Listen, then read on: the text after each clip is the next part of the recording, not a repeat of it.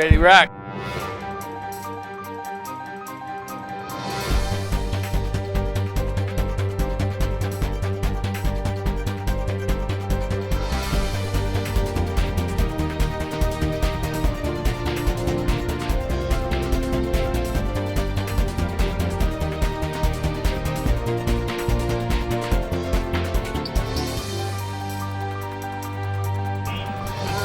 Well, welcome to Fairview High School in Fairview, Tennessee for the opening night football between Fairview and East Robertson. This is Kevin Anderson going to be calling the action tonight with Tim French. The East Robertson squad, Tim, coming in, looks like they're a pretty big team. And talking with Coach Hughes earlier, he feels we're going to have to use our speed as an advantage tonight. Yeah, Kevin, it could be a game much like last year's. If you remember, our speed and quickness and ability to get outside finally wore them down. That was a track meet the first quarter. I believe it was the first half all the way through the third quarter. High-scoring game, and we finally wore them down. Well, tonight we've got Franklin back as well as Tidwell back, and they kicked the ball on an onside kick, and it looks like right out of the gate they catch us off guard on the first play of the year. Kevin. The ball may not have gone 10 yards, Tim. I'm not sure. We'll see what he does. Yes, they do. So it ends up being a turnover on the first play of the game for the Yellow Jackets. A little quick kick that time up 10 yards. They jumped right on the ball, caught us a little bit off guard there, Tim, and coming to the line of scrimmage is the East Robertson team. East Robertson is going to be led by number 4, and that's Dual Evans at quarterback.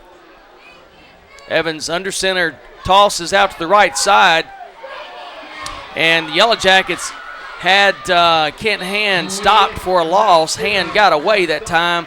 He's going to be picking up about 5-6 yards on the play. But the Yellow Jackets looked like they were ready on defense. But we start the year on defense when you really had it on offense. Yeah, East Robertson coach taking a play out of Sean Payton in the Super Bowl, opening up that second half. When he did it at the beginning of the game, caught Fairview in a kick return. They weren't paying attention. It's a good call. Evans back up under center. This time hands off to the right side. Almost to the first down marker. It's going to be about a yard short, and that's, again, with the ball, that's Hand. So you got Evans handing the ball off to Hand for he's short by 1 yard there, Tim. Hitting the backfield, missed tackle, could have stopped that play too. Defensive tackle got in there, got his hands on him. Running back just kind of ran right through the tackle. I can see all night long we're going to have some opportunities with Kent Hand. Snap back this time, handed off up to the middle. Kent Hand going to pick up the first down. 3 running plays with Hand, first down for East Robertson. East Robertson following that same pattern they had last year. They're going to bang that ball up in there, run a little off tackle, and then they run that play action. They get that quarterback outside. He can throw it downfield or run it. Look for that to come up here in the next couple of plays, although they may stick with this running game because Fairview hasn't shut them down just yet. Well, the Indians definitely last year, if you recall, Tim, we were talking a little bit earlier about this, between Fairview and East Robertson last year, I believe we had 6 consecutive possessions of football where both teams scored. This time, a delayed handoff to Hand up the middle, and the Yellow Jackets are right there for about a 1 yard loss. Yellow Jacket defense stuffed him that time. Yeah, number 56 came up in there real nice, stuffed him in the hole. Fairview had 6 people on the line of scrimmage, and they had their linebackers up tight. I think they had a feeling that the Indians were going to be banging that ball up the middle. Big play right there for the Yellow Jackets. Now stops East Robertson for a loss. Second down, 11 yards to go. Another handoff this time to Hand, running him outside, and he's trying to juke and move, but he does not do it. He gets out of bounds. It's going to be a big loss on the play, and there are several little hankies flying around, and we can only hope that that's a block in the back. I think the first one might be a block in the back. That last one came in late, so I'm not quite sure exactly what happened. I don't know if we had a late face mask or late hit or just what was happening on that last flag. Looks like it's going to be against East Robertson based on the reaction from the Fairview coaching bench, and they're saying, yes, we want to take the penalty. While they're marking this off, let's give the students here credit for taking this, putting it on air on Channel 3, Channel 19 on Comcast. You've got the students involved tonight doing the media coverage. Tyler Tuttle, Thor Fristrom, Jake Cushion, or Jake Cashin, Justin Dunmore, Ian Driscoll, Hunter Gullidge, Caleb Kelly, Ross Melvin, and Mitch Weimer, along with the extraordinaire producer Bob King that does a fabulous job getting these young men and women ready every year for this kind of football. The Yellow Jackets right there, maybe a yard pickup on that play, but it's going to bring up third down and back from where they got the ball originally, Tim, after the onside kick. Yeah, watch. They set up a play for later. They handed that ball off, but they sent number 3 in motion. Later on in this game, they're going to fake that and do that toss out to number 3, see if they can get him outside, isolated, see if he can spring one. Fairview was out there ready for him, though, so I think we've got both of those plays covered. Well, they've got down on the sheet here to mention you and I, Kevin Anderson, and you, Tim French. Back to throw the ball. He's going to be sacked, and he fumbles the ball. East Robertson jumps right back on top of it, though, but the Yellow Jacket defense, 54, 56, 20, they are all in the backfield, and they knock the ball. They pick up right where you want them to. Fairview lines up with those 4-down linemen, and they bring those linebackers up almost as if they're walking into a 6-2, and they knew they were in a passing situation. They just brought them from the edges, and there were more people than the Indians could block. Great defensive play by the Jackets. Tidwell back to receive. Whoa. A snap over the head of number 2. The Yellow Jackets are chasing him down. Instead of picking the ball, trying to do something with it. Balls on the ball. Marquise Bell, probably, Tim, did not do the wise thing right there for East Robertson. Literally, he fell right on the ball when he could have picked it up and punted the ball away, but he did not know that because he was being chased by a lot of the Jackets. He fell on it rather than risk.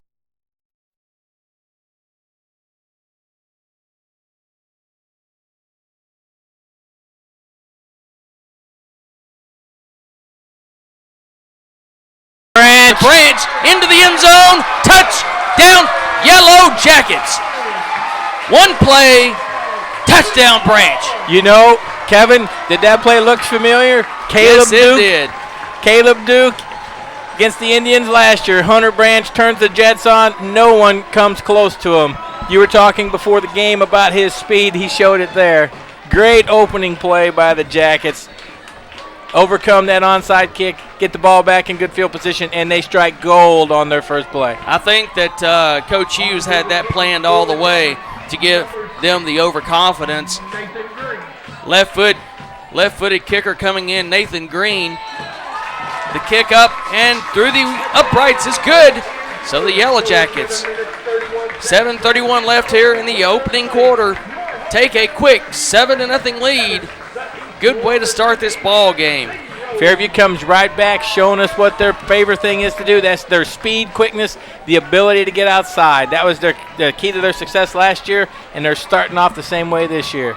Tim, you got to love that. The toss back to Logan Cavender, and you had all the blocking that created that sense of wrong motion for us, correct motion, but a sense of the wrong motion for East Robertson that time because they were taking the flow of Cavender's toss because it looked like he had a little room, and next thing you know, there's Mr. Branch taking the ball and wasn't going to be caught with his 4.5 speed on the outside. He was turning it on, and the good thing about that play, the way he diagrams him, that play could have gone with Logan. It was blocked like it was for Logan all the way. He hands it off to Hunter Branch, and they had one guy over here blocking for him, and Hunter Branch's speed gets him in the corner. Later on, he can run that with Logan. Logan can take that handoff, and he'll probably get good yardage on it. Well, the cool thing about that, Tim, from the Yellow Jacket perspective, is we truly had an option. And I believe, based on what we saw, was Cavender did run the option on that. Yes, sir. Kick down the field this time, picked up at the 5-yard line. East Robertson is going to be dropped at the 22-yard line by the Yellow Jackets. So that's a good kick by the Yellow Jackets. David Higgins, the junior, put the ball down the field, caught at the 4-yard line, advanced out to the 22-yard line. A pickup there from the 8 to the 22. I think that would be 14-yard return on a kickoff, which is really good coverage. Good kickoff coverage by the Yellow Jackets. They got down there in a hurry, and they stayed in their gaps. Number 20 tried to pop in, break it back outside. Nothing doing with that Yellow Jacket kickoff team. The Indians this time come out in an I formation. Same quarterback, same key running back. Hand gets the ball, gets across the 25, out to about the 27-yard line. It's going to be a pickup of about 4.5 yards on the play. They're going to give him 5, second down, 5 yards to go. That running back is their guy, Kevin. You can tell he's strong and he's got some speed. He was hitting the hole. He was able to shake that, and he still got 5 yards. Hey, did you notice the Jackets? They've got new helmets this year, new style. We do, definitely. New look. Fumble on the snap this time, and going right back to pick it up is their quarterback, number 4, Dual Evans. So he had a dual option that time, receiving the snap, falling on the snap. So yeah. A dual play for a loss of about a yard on the play. That's what we like to see. He goes from 2nd and 5 to 3rd and 6. You know, it's just strange tonight, Kevin. We've been calling the name Cassidy for 7 years, and tonight we won't be doing that. Nope. No Cassidy this evening. Coaches are probably glad to hear that. This time, fake handoff. This time going around the other end. The Yellow Jackets stuff it. Marquise Bell for East Robertson takes the misdirection, and he goes for a loss on the play of 3, brings up 4th down and 9. So from 3rd and 5 to 4th and 9, 2nd and 5 to 4th and 9. Good execution. Good defense. I think it's Levi McDonald, number 44, and Logan Cassidy stayed home, checked that counter play, shut it down. Good play, Jackets. Bell back. He gets the kick, and it's blocked by the Yellow Jackets. The ball took a hop on the field. It did not get back there.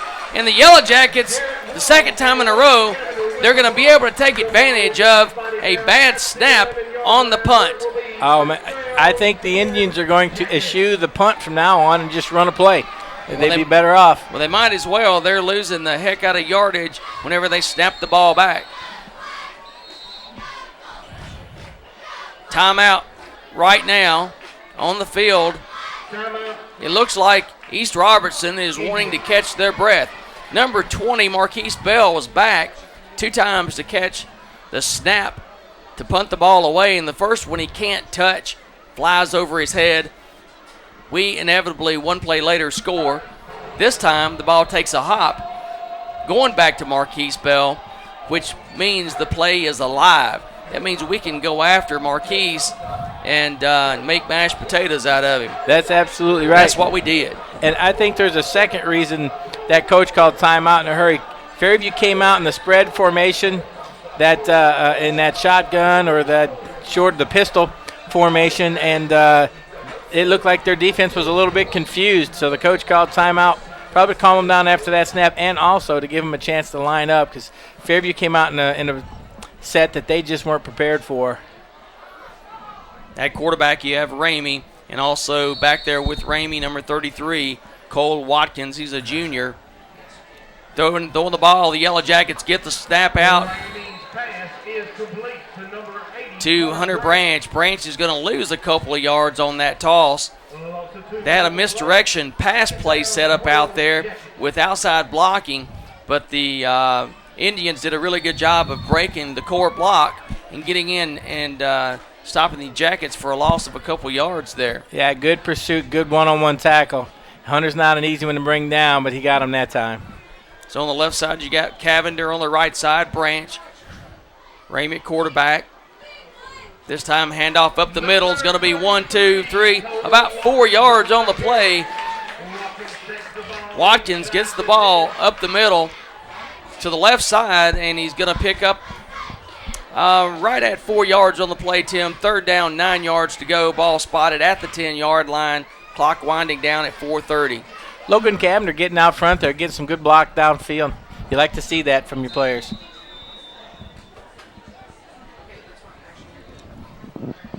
Clock stopped. Oh, we got a man down. East Robertson, number 72. Big young man that we saw as we were coming in tonight, Tim. I hope nothing serious here. I hope that's just something that he can get up from and get back in the game. You want to see their best players on the field. You want to beat the best that they have. You certainly don't want to win with an injured player. While we have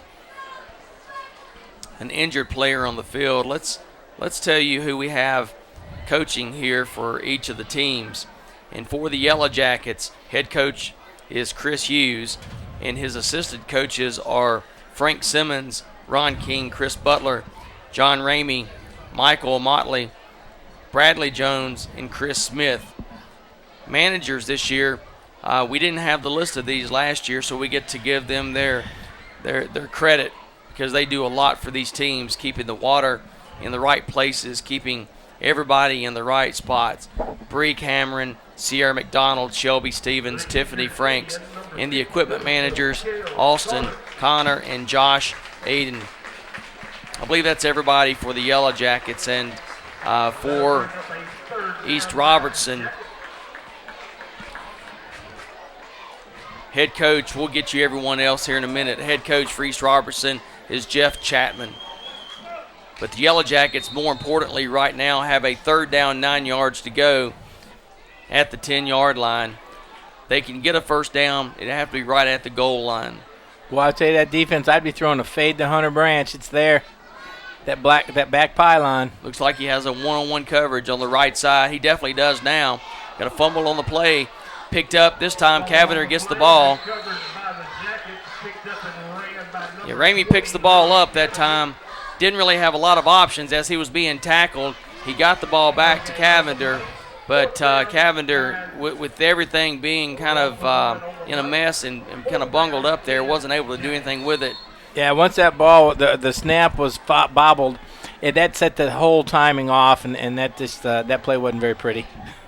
You know, we was talking to Coach Hughes, and last year we ran a lot of fast plays and pretty unpredictable. This time back to throw the ball, fourth down, ball thrown a little bit behind Branch. Branch not able to come up with a catch, so the Yellow Jackets are going to turn the ball over on downs around the 10-yard line. And to complete that sentence, Tim, Coach Hughes said that his expectation was to play faster this year. And when he told me that, I was thinking, my goodness, I might have to wear a mouthpiece this year. They were fast last year. I remember Daniel would get back there, and they wouldn't be in a huddle for 3 or 4 plays. They would just be back there. They'd snap, and he'd go. And if Coach Hughes is going to get faster than that, you and I are going to have some problems keeping up. As old as we are, we probably will.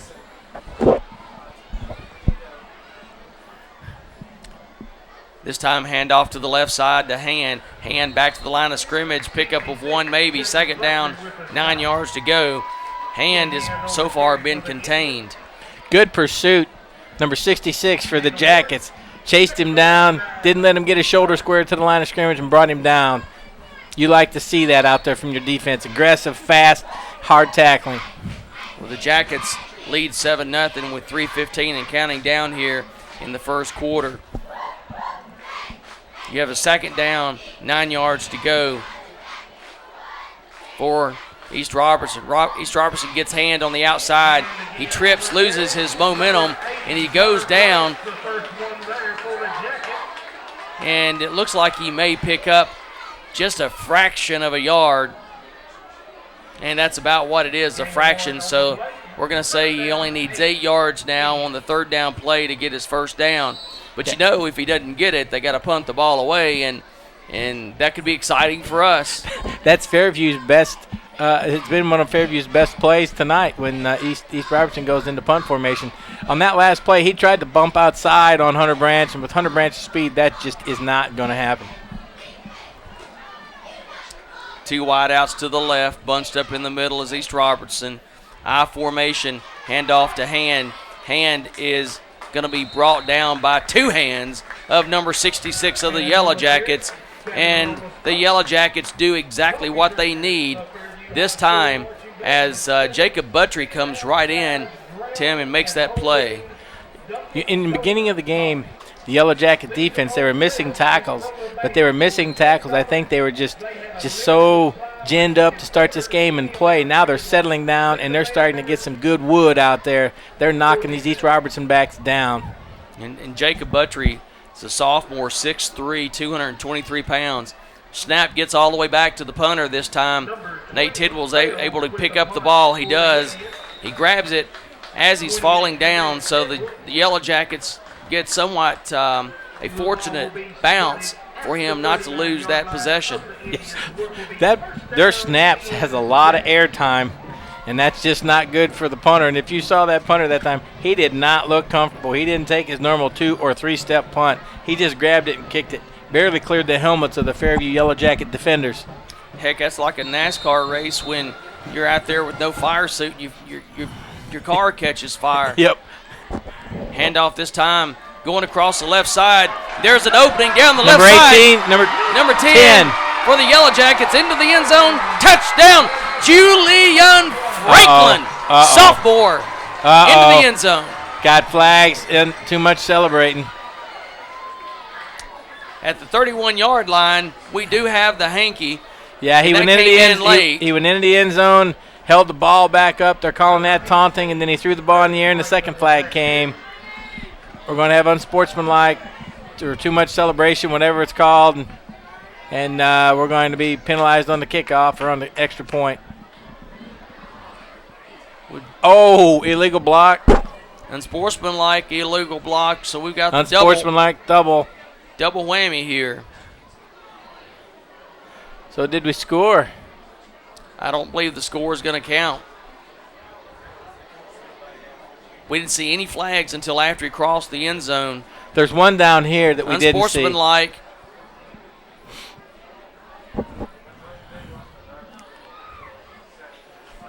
It was a great setup, too.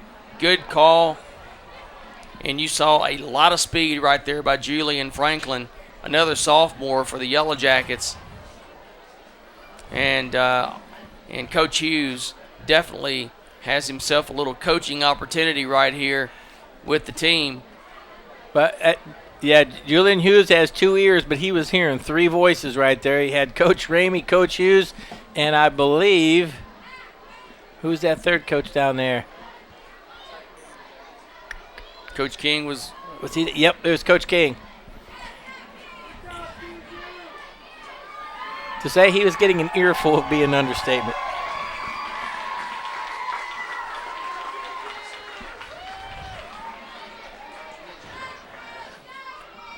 Coach Hughes is listening to the umpire, and he's talking to Julius at the same time. Wow, this is going to be a big one. It looks like he's running the marathon just to spot this ball. Ball spotted all the way back at the 44-yard line. So it goes from the 39 to the 44. Now he's going to mark it off again. So now you've got, that's a 32-yard penalty right there. So not only do you lose the touchdown, you have a 32-yard penalty on the play. Referees are huddling up. I just don't see how they call a 32-yard penalty on that. Well, now they got one of the coaches. Now you've got Coach King over here that may have been tossed from the game.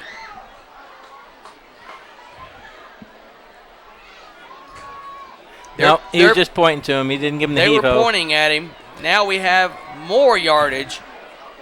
So that another unsportsmanlike conduct. So that's first and let me see. let's see, we were at the 39-yard line, first down and 10. Now we're at the 15-yard line. We've got a 35 and 11. That's 46-yard penalty on that play. So we've got, where's the ball? On the 15? Yes, it is. So 35 and 11, 46 35, yards. 45. First and 55. First and 44. That adds up to 100. It's first and 56. 56, okay. Yeah. Okay, so now we go from a touchdown to marking off 15 yards. There was a flag out here on the 32. Now, was there an illegal block? Is that what negated the touchdown? That's what it looked like they were calling was an illegal block. Then unsportsmanlike in the end zone. And then another unsportsmanlike. They're letting them have every one of the penalties that were called. No, they did two. No, they're letting them have them all. That's right, because the unsportsmanlike were dead ball. Yep. Back to throw the ball, this time going down the field. There's the one I was talking about. Getting it to Branch, and Branch turns from offense to defense that time to break up the interception. And if that ball could have been let go another 5 yards down the field, Branch was about to pick up 85 yards on that play. Yeah, and that second down, 56 yards to go now for the Yellow Jackets. A little more air under that ball and let Hunter go get it. I think they may try that again. You get him one-on-one out there, especially if you get a fake hitch and go and kind of stutter step. Pump it to him this time. Come to Julius Franklin on the other side. You got the stutter step. This time you come to the other side of the field. You got one broken tackle, two broken tackles, three out to the 36-yard line. He took a shot on the knee, Kevin. And he caught him. Number 44 that time catches the ball, and that's Levi McDonald, another sophomore. And Levi came in last year, did a great job backing up for the Yellow Jackets. And I think Tim, from the angle we had, that may be one of those stingers, because he did get hit on the knee, and I don't know that he got bent back real bad. As a young man, when you get that kind of a hit with a helmet on the knee, that feels scary to you. Mm-hmm. So let's just hope that's what it is they feel scary.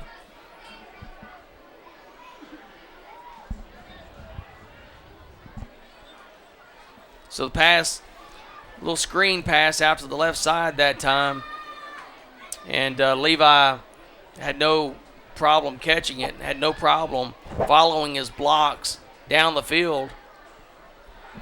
And they're spotting the ball at the 36-yard line, so it's a gain of 22 yards on the play officially, because the ball was officially spotted inside the 15-yard line. So 3rd and 34.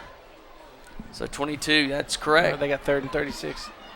It'd be 3rd and 34. Yeah, that's what I've got. If our original calculation of 56, and you pick up 22 anyway. Yeah. This has been an interesting end of the first quarter. And a couple of injuries, one to their big guy, number 72. And then we take over and make a great play getting into the end zone. And then the penalty, I guess you had I was going to say something, probably shouldn't have, but and I didn't say it, so I didn't say it then, right? There you go. So you had a penalty fest going on out there. And so now we've got McDonald getting up, and McDonald coming back out on to the sideline, and let's just hope that McDonald is good to go here. 35. Can you see him, Tim, from the – Yeah, I can see him. He's trying to put weight on it, but he's grimacing a little bit. We'll have to wait and see. He's going back down. He's sitting back down. All right, now we have a 3rd down. 3rd and a whole lot. And about 35 yards to go. Well, he's got two three receivers with a lot of speed. You can send them and have one over the middle, or try to break the big play. Fake out to Branch. tried to hitch him, getting him down the field. You got to pass. It's going to be caught. Yeah. Branch catches the ball. He catches it at the 22-yard line. It's going to be 3 yards short of the first down. Did you see what he did, Kevin? Outside shoulder. Defender didn't have a chance to get to the ball. Good throw, good throw. Good throw, and you also had the defender that had to stay home with that little hitch throw on the outside. Yeah, and the defender had good position for that normal pass over the shoulder, and Ramey threw it on the outside shoulder, and Hunter Branch was able to turn around and make the catch. 4th down, 3 yards to go, under 10 seconds. The Yellow Jackets may wait, or they may go ahead and run it. So that would be their two options. Looks like they're going to wait, call a play from the sideline, and we'll start the second quarter after we have picked up 53 yards in 2 plays to bring it back to a 4th down and 3 yards to go here. Coach Hughes is still talking to Mr. Franklin. Yeah, he was the first one he met walking onto the field.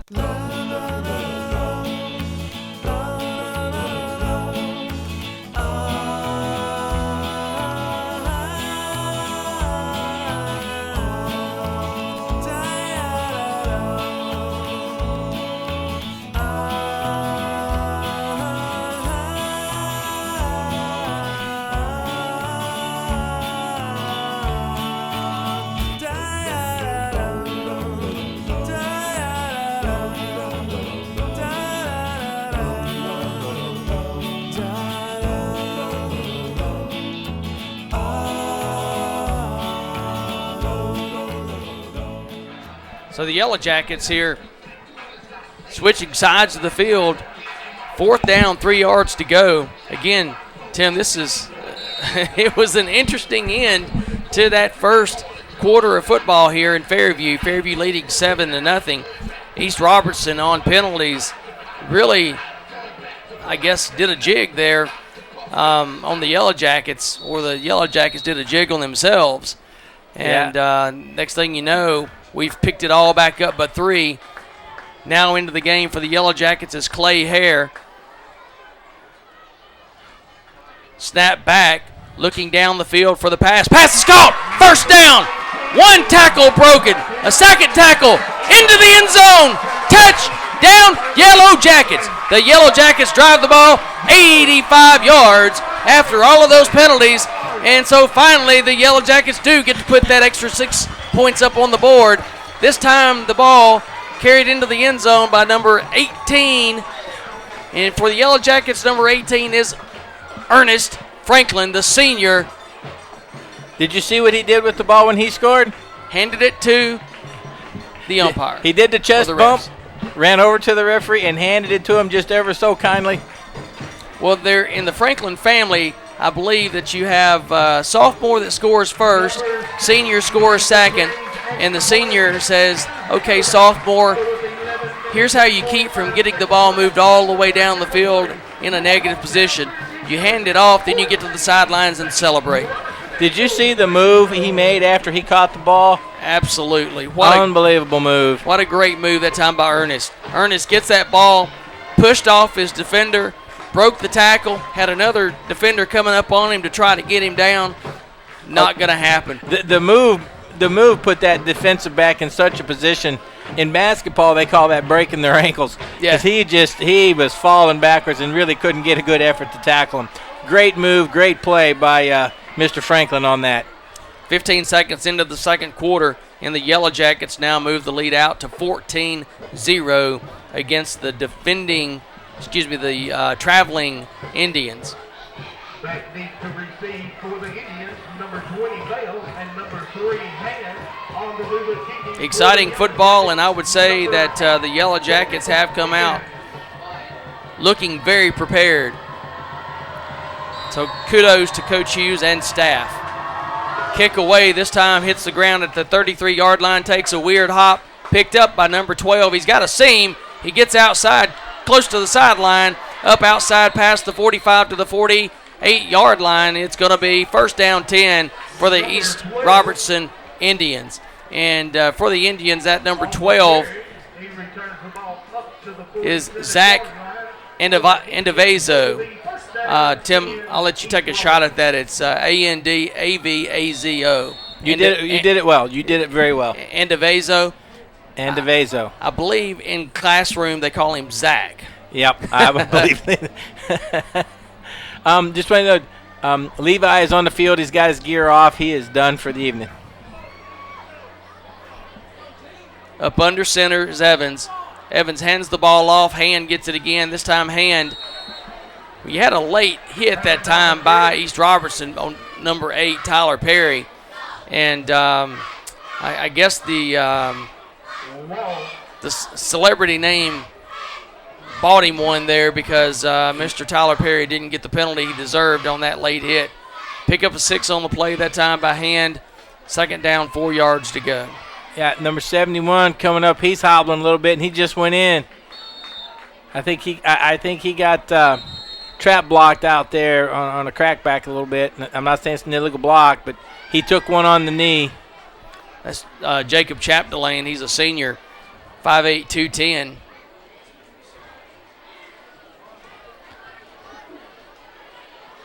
Yeah, and he definitely coaches were telling Jacob, get on down, let us come out there and check you out.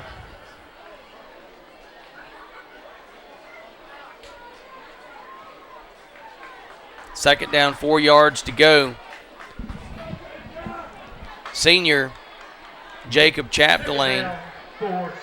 Yeah, this East Robertson team, it's just obvious. They are a ball control, ground it and pound it all the way down the field, eat up clock, and it looks like they're normally set up to be an aggressive defense, but they just can't catch up to that Fairview offense tonight.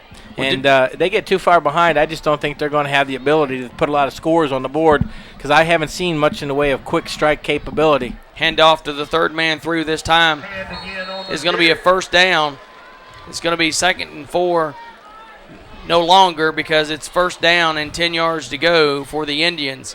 And that time they came out in a wishbone set and gave the ball straight up the middle to number 3, Kent Hand. But reading some articles and some preseason information on East Robertson. Oh, they fumbled the ball this time. Ball hits the ground, and Evans falls to the ground to pick it up. That's the 2nd time tonight that we've seen Dual Evans fall down on top of a ball that he fumbled, the snap that he fumbled. It looks to me like that center snapping that ball up short. The quarterback's not able to get his hands on it. And it doesn't look like the quarterback is starting too early. Well, they changed out quarterbacks. They went to Zach Andavezo this time. He's a freshman. Handed off to Hand over the right side, and it takes 2 or 3 Yellow Jackets to bring him down. It's going to be a pickup of about 4 after that fumble recovery by the Indians. So ends up 3rd down, 8 yards to go after a 2nd down and 12. So ball inside the Yellow Jacket territory. Ball spotted at the 36.5-yard line. 3rd and 8. The East Robertson Indians, they're thinking if they can just grind this one out and get something on the board, they'll be back in this game. But that Yellow Jacket defense has been pretty tough. Yeah, Evans back in the game this time. Hands off again to number 3, Kent Hand. And Hand is only able to pick up 3 yards on that handoff. So now ball spotted inside the 35 at 34.5. And you really at this point you might as well go for it because you've been very unsuccessful snapping the ball on the punt. Throwing the ball over the middle this time is incomplete. The Yellow Jackets on a 4th down play that goes awry. They're going to get possession at the 33.5-yard line on a change of possession because of the defense holding the offense of East Robertson. Yeah, and this East Robertson offense, everything's been inside the tackles. That pass was down the middle, and there was really not a lot there. It would have taken a very good pass to get it to the tight end. We had our safety coming up. That play was just well defended by the Yellow Jackets. Yellow Jackets come out in an eye set. Handoff over the right tackle. Ball up to the 40-yard line. Pickup of about 6 yards on the play. Yellow Jackets going to be 2nd down, 4 yards to go. 33 Edison with a stop. Gain of 7 on the play. Second down, 3. Tim, as far as starting this game, Ramey's done a great job as a sophomore coming out and taking control of this team and moving them up and down the field. Yeah, good open field tackle by the East Robertson Indians on that play. But Ramey's looked good out there. You know, he's this is his first game under the center, taking control of the team, and he's been a good captain. Yeah, Cavender that time with a pickup on the play that gets it 3rd down and 2 for the Yellow Jackets. They're going to come up, squeeze the line tight, hand off quick up the line, gets past the first down marker, and it's going to be a first down Yellow Jackets by number 33. So the Yellow Jackets very quietly give the ball to Cole Watkins, and he very quietly moves across the first down marker for a first down Yellow Jackets. And every time they run the ball, number 29 has a big, deep sigh of relief because he's standing right across from Hunter Branch, and he's seen him too close too many times. He's got too much speed for him. Cavender in motion this time, gets set in the I formation. Branch now coming across. A couple of run-intos, as we call them, by the offense. Took a little bit of flow out of the play, but you still pick up 5 yards on the play. It's going to be second down, 5 yards to go for the Yellow Jackets. That play was not pretty, but that hole still opened up, partly because Hunter in motion. Those guys moved to the right, and it allowed that hole to open up even with the delay in the play. Yes, it did. Second down, 5, I formation. Back to throw this time, looking for Branch down the right side. Branch turns around and makes a catch. He turns around with 2 Indians all over him, but Branch goes up, uses his athletic ability, brings the ball in at the 20-yard line. First down, Yellow Jackets. Number 29 had him covered about as well as you can, Kevin.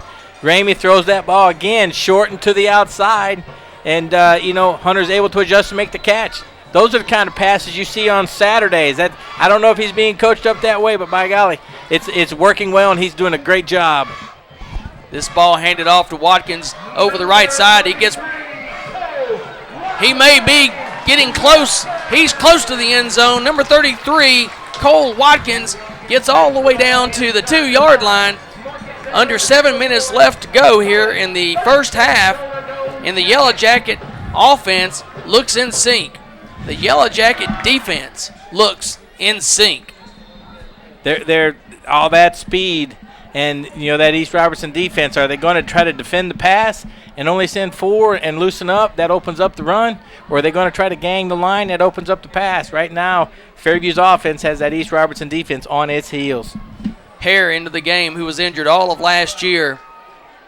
Yellow Jackets hand off to number 71 over the right side. And as we saw earlier,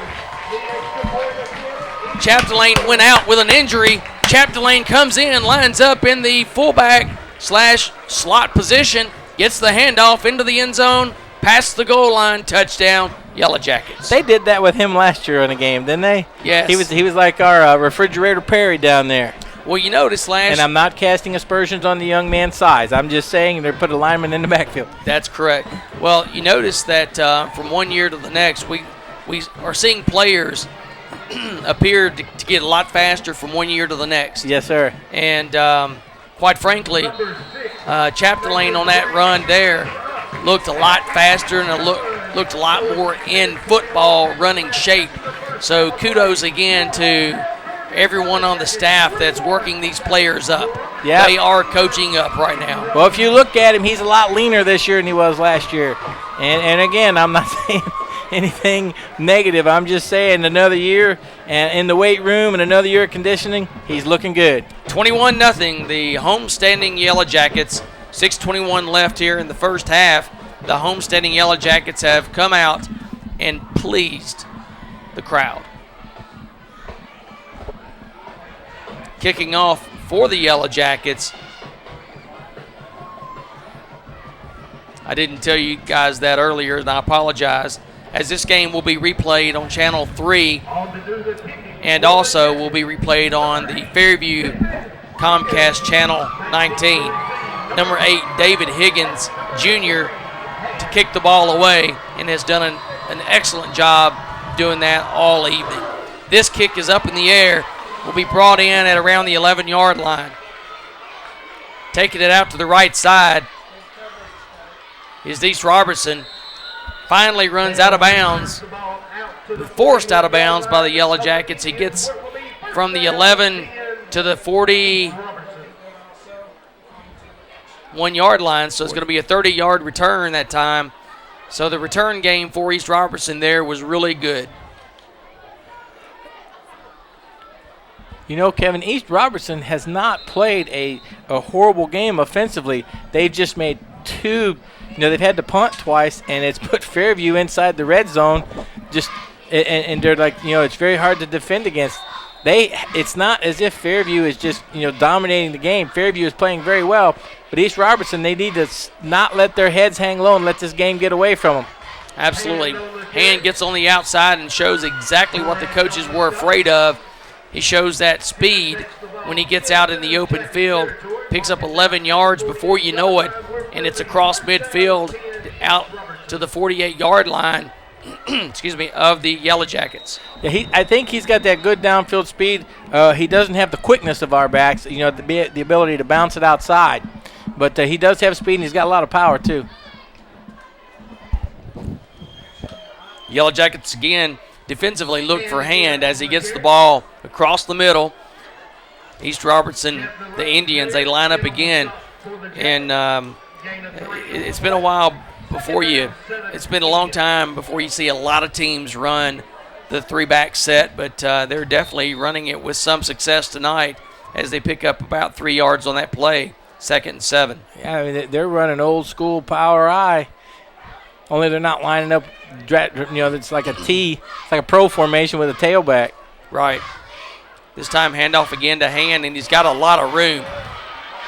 He jukes Branch, gets Branch out of position, gets knocked out of bounds inside the 10, down around the 6 or 7 yard line. Nice little play. The quarterback opens up with a reverse pivot, hands back to Hand, kind of going against the grain, and he pops it through the hole and gets outside. Those Yellow Jacket defenders, they've got to stay home. They can't let this East Robertson team get their feet under them. He got knocked out at the 12-yard line that time. I thought he got inside the 10, but he stepped out before he reached the 10. Ball on the 12-yard line.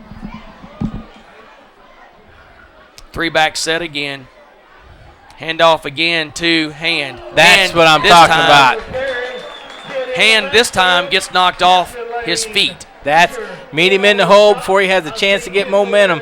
That's Mr. Chapdelaine there saying, how you doing? As soon as the ball touches his hands, his feet come out from under him. That's right. 2nd down, 11 yards to go. And, again, Tim, you're spot on. You have been all the years I've worked with you up here in the booth. With half a football left, you never can let your guard down. And a 21-point lead sometimes in high school football and college football especially, sometimes you see the players take what we call a deep breath. Yes. And that breath is like, wow, 21-point lead, we're in pretty good shape. And the coaches, they have coached them and said, guys, there never is enough until we get deep in this game. And I'll let you know when enough is enough. Right. And at this point, 2nd down, 11 yards to go, 21 points with under 5 minutes left still in the first half isn't enough. No, and this isn't one of those 21-point leads where we're dominating the game and it looks like we're going to get a lot of players in. East Robertson is not a bad team, and this is kind of a 21-point lead where we just need to stay tough and try to expand that lead and not take that deep breath and kind of, I think we can take it easy here for a minute.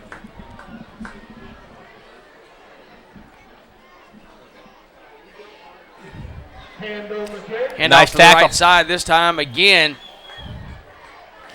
Chapdelaine again. I tell you what, they're wearing out the right side of the line. They're not getting a lot of success over there, but they keep pushing it over there. Well, I'll tell you, that play looked like it was going to go. He had a hole. He popped through there, and Chapdelaine stepped up and just shut him down. Nice tackle. And if it wasn't Chapdelaine who made the tackle, I apologize. But, man, it looked like that was him because hand went down and Chapdelaine was the first one I saw get up. Well, it probably was. He's got he's taking his helmet off. an issue with the helmet there, trying to fix it. And fix it in the South means repair. Yep. For those that have just moved in from somewhere across the Mason-Dixon line, you're going to hear fix it. You're going to hear a lot of things like that, and all we can do is say, learn it. Yeah, well, you know, We're not going to apologize. We're just going to say learn the language. I'm right in there. I've been here since '91, and I understand all the terminology these days. First time you heard fix it, you're like, what? Yeah, matter of fact, I think you said it, and I kind of said, what? And you explained it to me. Hand it off this time, going left side, and Hand kind of gets bit back over himself. It's going to bring up a 4th down at about the 7-yard line. And this is a huge 4th down play, probably bigger for East Robertson's momentum than it is for the Yellow Jackets' defensive momentum, because if we stop them right here, their momentum balloon is burst. Yes, it's a big swing. And you know, Kevin, they have not tried to get outside yet. They've run between the tackles all night long, and it just, you know, for the most part, it just hasn't worked.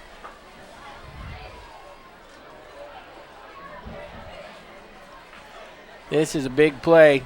East Robertson's coach, he better reach into his coaching bag of tricks. He's going to call timeout here, too.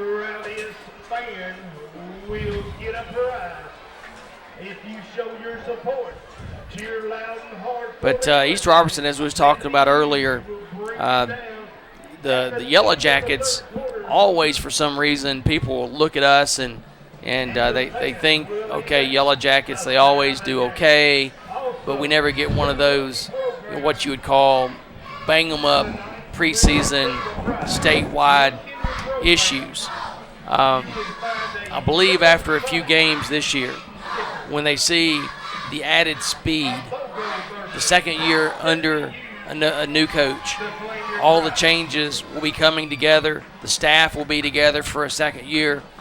I think that you're going to see a lot of accolades coming the Yellow Jacket way. I could be wrong.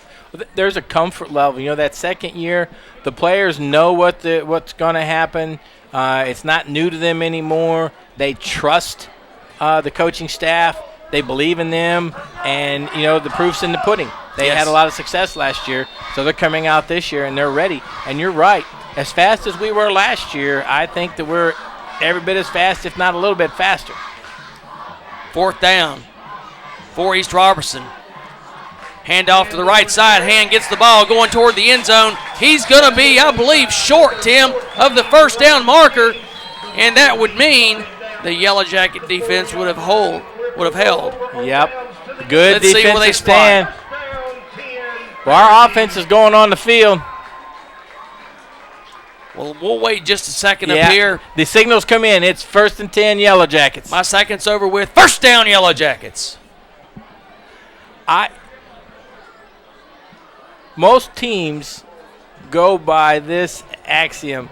When you get the ball inside the red zone, the pace picks up offensively. You're in and out of the huddle. You're on the line. You don't want to let that defensive team catch a breath. You want to get to the line, get the play. And East Robertson that time, they were very slow. They were very methodical, and it let that Yellow Jacket defense get set for them, and they shut them down. Yellow Jackets this time get the handoff going to the right side. Number 22 on the play that time is going to pick up about 5 yards, and that's Dakota Caldwell, another sophomore, 5'8", 160, picks up 5 yards on the play.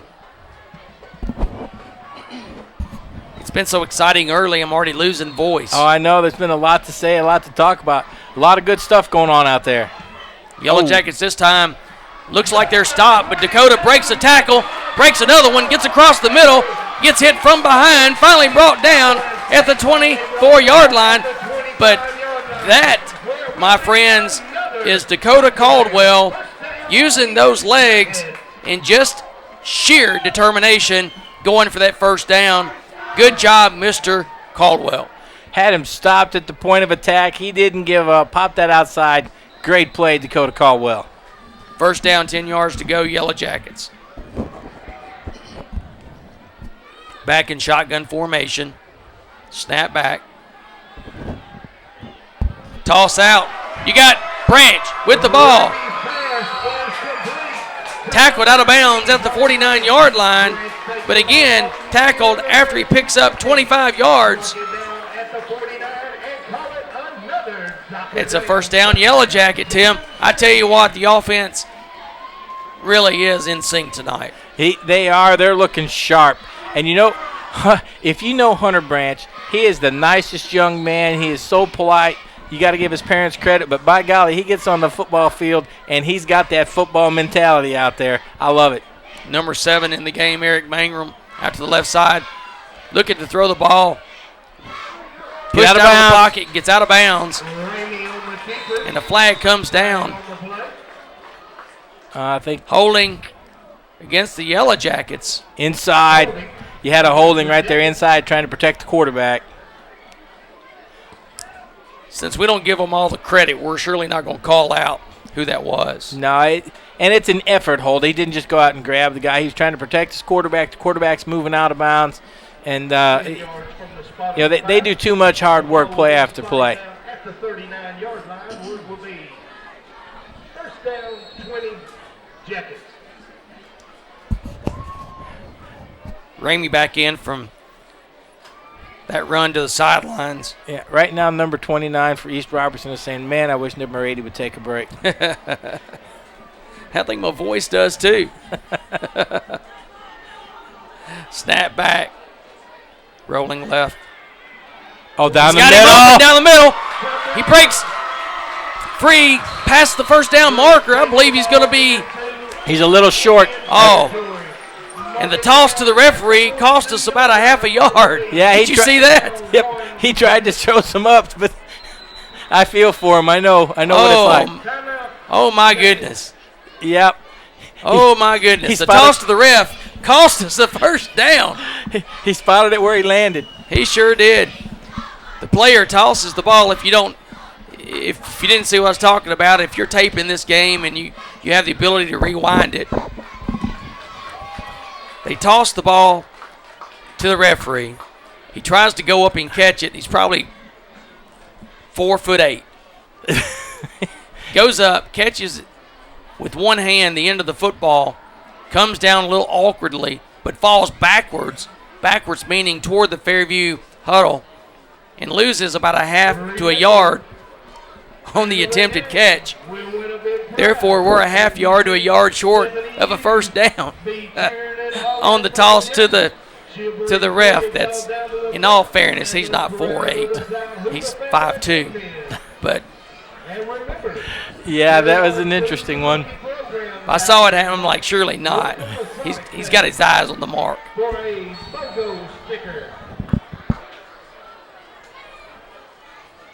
Second and 1. Snap back. Looking down the field. This time he didn't really have anyone open, threw into double coverage. He did have, if there's a way for. Number 7 looked like he was breaking open down the middle. He was. If Ramey would have been able to turn around and catch Eric down the middle, he would have had him open, but that would have been tough to stop and throw against his body. 1:31 left, first half. Yellow Jackets 21-0 lead. Franklin gets the ball in motion. Franklin down the left sideline. Franklin, he could go the distance, and he will. Touchdown, Franklin. This time he hands the ball directly to the ref. Sophomore Franklin, that is. And he takes it the distance. Julian Franklin into the end zone. Touchdown with blocking extraordinaire in front of him. Absolutely. He had great out front blocking down that field. You see him, he had his hand on his lead blocker, and the one East Robertson guy was coming over. He just kind of pushed him, and then he turned on that speed, and he went into the end zone. And now I want to know who's faster, Hunter or number 10 or number 18. You know what? The Franklin boys are really putting the legs up and down. But you know what the answer is? Doesn't matter. They're all plenty fast. You're exactly right. Nathan Green up and through. It's 4 for 4 on the night. 28-0 Yellow Jackets. 1:16 left here in the opening half. And Tim, we talked before the game. We really expected a back and forth. Right now we're getting back and forth. We're scoring one way, and then we're scoring the other way. So we're kind of going back and forth. Yeah, and Fairview's offense is looking just very much. Really, they're looking as if they're in mid-season form. They're sharp tonight, a lot sharper than you would normally expect on an opening day. They look really good. And that East Robertson, you know, they are a very good team, and they're a solid team. So this isn't the type of game where we opened our season against a school that is not traditionally a good football team. East Robertson is well coached. They've got good athletes. Fairview is just got their A game going tonight, Kevin. I agree totally. Higgins back again to kick away. Gets the ball well up into the air to the left side. Caught by number 20. He's got the angle. And the Yellow Jackets finally force him out of bounds, but not until he gets to midfield and a step past midfield. No flags, so 1:07 left. And the Indians have a chance to score before halftime. Man, I'll tell you, they got all the way down there last possession and came away with nothing. And that, you know, in high school, possessions and points in the game matter so much mentally to these young men. And that last one, you know, had to take something out of the East Robertson Indians. In at quarterback this time is number 12, replacing Evans. So Zach, we're going to call him, tosses the ball out. Almost picked off that time by Tidwell. Nate looks up and says, I've got him play on it, and he did, and he almost took it to the house. What a good play. What a good football mind and good play there. You know, East Robertson tries to get outside first time tonight, and Tidwell is all over it. Marquise Bell split out to the left side. This time, though, the handoff up the middle. Hare first to make contact on the defense of the Yellow Jackets. Hand, he is playing tough. He is one hard-nosed football player for the East Robertson Indians, and Fairview's out there answering the challenge on defense. Chap Delane is going to have to come out. Looks like he's having some helmet problems. 6-yard pickup on the play that time. $10 for a 16-ounce bag, either ground or whole wheat. Third down play, handoff to the right side, and he's hit in the backfield by the Yellow Jackets, and he's brought down well before the first down. He's going to be about 3 yards short. I think he's on the 41. Fourth down, 2 yards to go. And we have maybe one play left here. Nah, not as slow as they are in the huddle. They got the quarterback on the sideline. Nothing's going to happen. Okay, looks like we're going to go into the halftime with a 28-0 lead. And we've seen good special teams, good offense, good defense. We've seen a lot of good tonight. We're going to talk to Coach Hughes here for just a second. Coach, can you hear me? I'm doing well. How are you doing? I'll tell you what, you guys really put a half together starting this season. Not bad for a first half. We're really explosive on offense. We got one of our best players hurt with Levi, though. I'm kind of depressed about that. I'm hoping he can come back next week. We're making a lot of errors and just too much enthusiasm. First game, the boys are really too excitable, so we got to stop some of the penalties. But as far as moving the ball, I don't know if I've ever converted a 1st and 59 before. I'll tell you what, it was exciting. Come up here in the booth and see the first half of play. You guys look good. How about that Hunter Branch?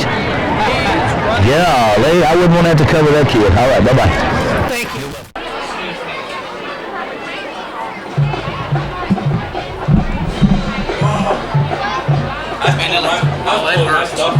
That hurt also. Be right back.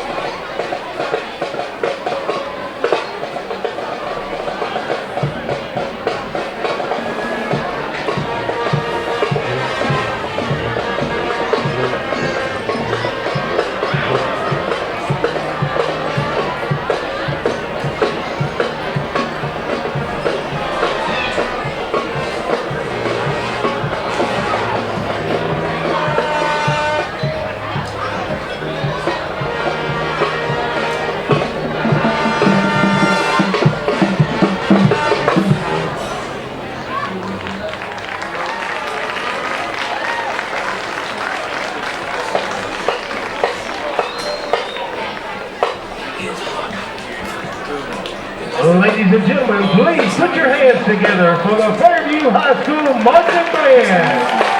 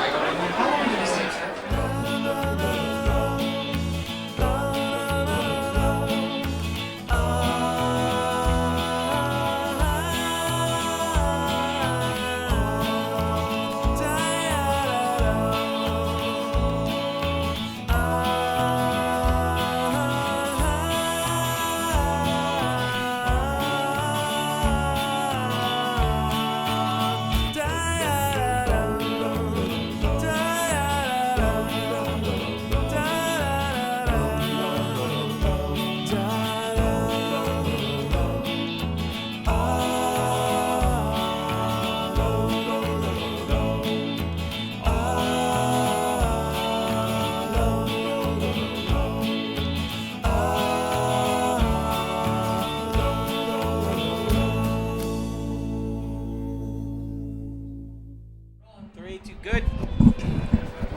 All right, we're about ready for the start of the second half here from Fairview, Tennessee. The Yellow Jackets of Fairview High School, 28, and the Indians from East Robertson, 0. Just the way you want to see it if you're a Fairview High School Yellow Jacket fan. And Tim, what is your thoughts of the first half? Fairview showing too much speed and execution, but most of all, they are just tight. They are coming up with big plays. Coach Hills kind of alluded to him. We were talking to him a little bit at just before halftime, or just after halftime, that how often do you see a team come back from, first and 59 or first and 58? Right. And they end up scoring on that drive. And it's incredible. It shows a lot of confidence by the players, a lot of confidence in the players by the coaches, and they were just able to go out there and execute. They've out-executed East Robertson tonight. Kickoff again. This time, Yellow Jackets get the ball down to the 15-yard line, picked up and swarmed around, and I guess that's appropriate. The Yellow Jackets swarm number 20 of East Robertson, bring him down at the 35-yard line. You like to see that. East Robertson has had some success on their kickoff returns. It's just that Fairview Yellow Jacket defense has shut down the East Robertson offense. This time, that kickoff return team or kickoff defense team, they shut them down, stopped them at the 35. Yeah, Marquise Bell is known as a weapon on these kickoff returns, and he's not been able to get loose at all tonight, whether he's in the offensive backfield or whether he's out on the kickoff or punt return team. Early start that time by the left end. Number 77. Boy, you hate to see that. Yeah. Right? Linemen, they work so hard. We said that earlier. They're down in there, and they're banging every play. They've got to play harder. They're going to end up getting embarrassed, get knocked on their butt. And then to see that happen to a young man, you just hate it for him. Yeah, but if you're going to see it, you'd rather see it in the other team's colors, though. Right, yeah. If you're going to see it. Yeah, a little bit less sympathy. It's sympathy, but, a little less sympathy. It's okay. I'll get over it. Yeah. You're over it yet? Yeah, I'm over it. Okay, so we'll make sure. Okay. Handoff again to Hand, and this young man has been worked and worked and worked. He picks the 5 yards up that he lost with the penalty to start this possession. He is going to sleep good tonight. He definitely has, he's going to sleep very well tonight. He picked up almost all of it. It's second down and a little more than 10 yards to go for the first down. Again, 3-man backfield. Hand is dotting the 3-man back. And he just kind of puts his head down and just roars through the line of scrimmage. Gets over to the right side, gets past the 40, out to the 41-yard line. So now we're going to have a third down and 4 yards to go for the Indians. That offensive set they run, they're tight inside. They've got no one split out. That allows Fairview to bring everybody up on the line and dare them to pass. And it's just shutting down that offense. They need to spread it out a little bit because that Jacket defense is just all over them. Yeah, they sure are. And in reality, they take them down this time for no gain. It's going to be fourth down and 4 yards to go. That time they had one of their linemen in in the option set, and the three-man lineup that they're running is really like one of those Alabama, or right now I guess you got Army and Navy that's running the three-man offense. Yeah, that's Bear Bryant right there. Yeah, and they're running that with one of their offensive linemen, and they're really not doing anything with it. So 4th down and 4, big play right out of the gate here in the third quarter. Hand off to the right side, Hand gets it, and Hand is dropped for a gain of not enough. Yeah, that is definitely a ball control offense, but the trouble is not tonight. They're not moving the ball, and they're definitely not controlling the clock. Well, that's the third time tonight that they've lost the ball on downs, just not picking up enough yardage. And I guess their coach comes out in this half and decides that Coach Chapman just decides that we're going to have to try to use all of our downs and score every time we touch the ball. Otherwise, we're not going to be in this game. He's just going to come out and try to make a statement drive, just pound the ball down the field, eat up clock, get first downs, and hopefully get a score. But that's just not happening. That Fairview defense is just too fast to the ball. Yellow Jackets come in, hand the ball off up the middle. And number 33 for the Yellow Jackets isn't going to pick up any yardage. For the most part, no yardage at all. And that was Cole Watkins Jr. Now, Tim, isn't the score 35, a 35-point lead? Isn't that the mercy rule? Yes, sir. Still this year? They didn't change that? I have not heard of that change, but 35 is the point spread. Fake handoff this time. Takes the fake, takes it to the right side, and that's quarterback Jack Ramey, the sophomore. And so just think about this. We've got sophomores all over the field right now, a couple of juniors that's playing key roles, and we do have some seniors out there like Hunter Branch and so forth. And the Franklin brothers, you got a senior and a sophomore. Right. So we've got a lot of youngsters out there that are playing and doing very well. Toss out. This time falls to the ground. That was Dakota Caldwell, which Dakota had one heck of a run in the first half that was just completely on will. That time, the pass he just couldn't bring down. It was a tad bit high from Ramey, but definitely catchable. Well, one of the things people don't realize about a football field is it's crowned. You know, Jack Ramey, when he's releasing that ball, where Dakota Caldwell is, he's probably 2 feet lower than Ramey is. So when Ramey throws that ball, he's got to put a little bit more touch on it and allow Dakota Caldwell to get there under it. That's right, and that's true. Most people do not realize that is the case. The toss out, almost picked off this time by the Indians. In either case, the Yellow Jackets do the same thing the Indians do, 4 plays and out, and turn the ball over on downs. So the Indians now will get the ball first down and 10 at the 42-yard line on their side of the field. That was a good defensive position by the Indians on that. They had a linebacker up short, and they had the wide receiver double covered over the top, and Ramey would have had to throw an exceptionally good pass to get it over the linebacker and in front of those DBs. And that was a junior, Wes Harper, that went up and got that play, number 22, and almost brought it back down. Again, you have the option look. This time you've got a different person in the backfield. Trying to get the number on that. Was that? I think that's number 20. Yes, sir. Okay, so the gentleman that runs back the kicks generally, Marquise Bell, they had him in there for at least a play to take Hand's spot. And Hand is in there. I'm not quite sure where he's lined up. Here comes number 20 out. Here, they're spreading the field a little bit. Let's see what happens. See what happens. You get a wide receiver and a flanker, that pulls that defense. It spreads it out a little bit, and it gives you a little bit more room. So handoff up the middle is what they were trying to, as you were calling, spreading the field, trying to create that space in the middle of the field. Fairview's not buying it. They stayed at home. We had 7-8 players within 2 yards of the line of scrimmage. Yep, they stayed at home. Third down, 5 yards to go. And that's, again, just good football knowledge right there to understand that they're throwing the guys out in a 4-receiver set to try to create that space in the middle of the field. And again, you said it perfectly. They just didn't go for it. And and you'll see a lot of quarterback draws where they run that kind of a set. Oh, big hole up the middle this time by hand, or for hand, and he gets out there and he gets a one-handed tackle, basically. Yeah, safety came up. I believe it was number 32. Yes, came up inside there, got a hand-on-hand. Yes, it was. That was Garrett Wall, a freshman, 6'1" freshman. Literally, if he doesn't get his Yellow Jacket paw on him, then basically I believe that Mr. Hand would have been in the end zone. Yeah, because he came up, he would have split the defensive backs, and it would have been a foot race. We have an official timeout.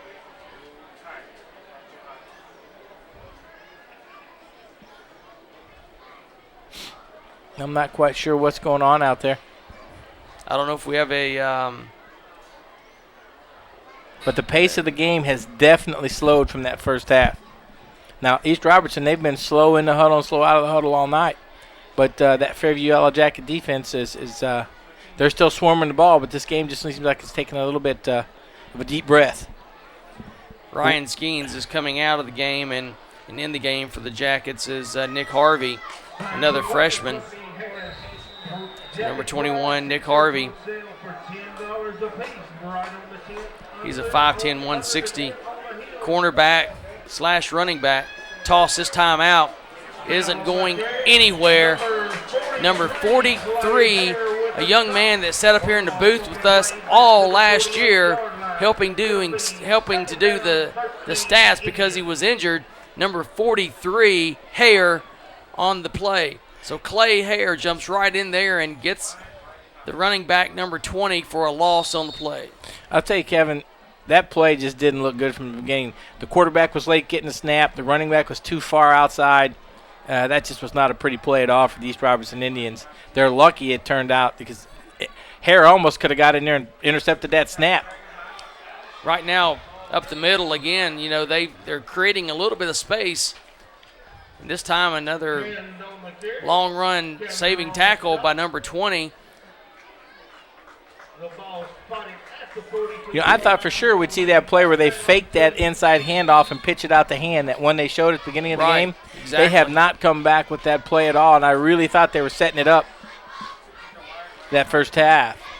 Yeah, Cavender right there probably saved another touchdown run. Yes, We've had 2 or 3 plays just in this drive that has been somewhat of a drive-saving play.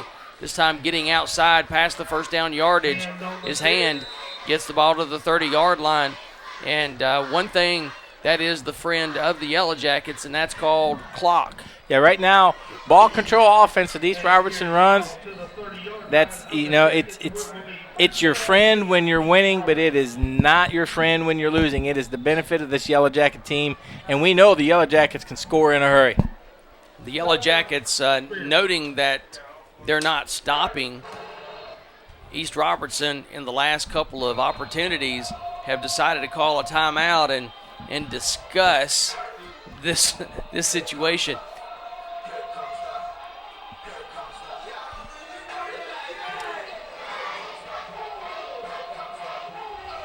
But the Yellow Jackets tonight, Tim, they really look good. And one note that was made by Coach Hughes is, tonight they felt they could get an advantage with getting the ball to Hunter Branch. And so far, he's been spot on with that. Oh, he hit the nail on the head. And I don't know if he was holding it in his pocket and he knew, but he didn't mention the Franklin brothers. Those 2 players also have a lot of speed and the ability to break tackles. Yellow Jacket team this year, they get the ball outside, well, like last year too, but they've just got so much more speed on the outside on those receivers, and they've all shown the ability to get up and get the ball and get up and go when they do have the ball. I think we got a winner already. First down, 10 yards to go. Ball spotted right at the 30-yard line of the Yellow Jackets. Yellow Jackets look like they're coming on a blitz, and I believe number 54 for the Yellow Jackets may have shot the gap just a tad bit early that time.